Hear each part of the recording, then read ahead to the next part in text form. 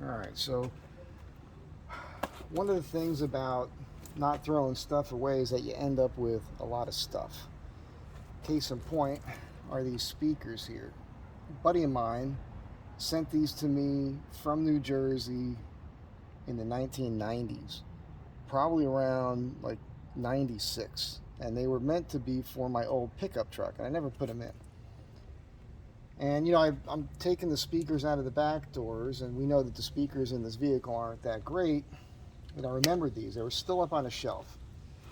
They are Pioneer coaxial speakers. That's not in English. Flush mount speaker for car stereo, 6x9, thin type, coaxial 3-way. I'm going to open this up, because what I'm thinking is that the back corners in here, let's see here, you know what I'm talking about, right? I'm kind of thinking that maybe I'll put a panel right in there, back there, on an angle, and mount the speaker in it. It's just kind of what I'm thinking.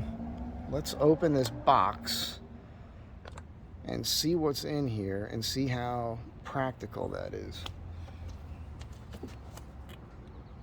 It's interesting. It's really cool, actually. So there's templates right in the box.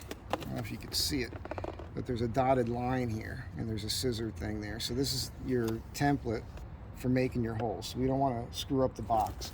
The other interesting thing is, I mean, the instructions are on the back side of the box. Really cool. Look how old that tape is. I mean, these have been sitting on a shelf, what were we thinking, 95, 2005, 15? I mean, it's almost 30 years, right? 22 years or so, or excuse me, 28 years? That's nuts. It's just been sitting in my apartment. But it's still brand new.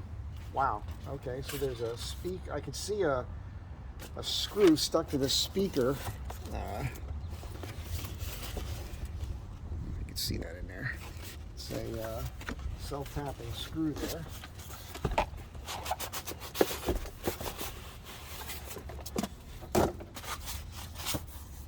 These were the thing, man. When I was a kid, everybody wanted coaxial speakers. Everybody wanted Jensen or Pioneer speakers. I wonder if the product registration would still be good. What do you think? Hey, Pioneer, you watching this? I'm going to fill this out and send it in to them. See what they think. All right. Well, these are massive.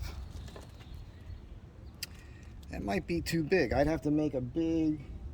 Yeah, I don't know if these are going to work for that application, at least in that spot. Nosh.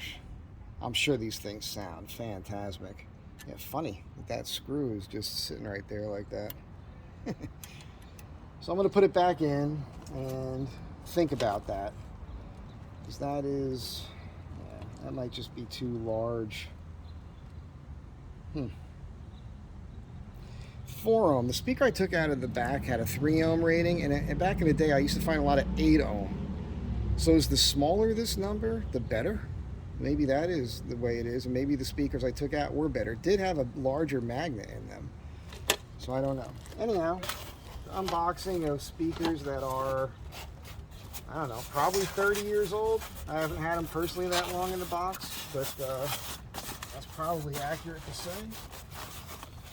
All right, I'm going to put them back in the box, and that's that.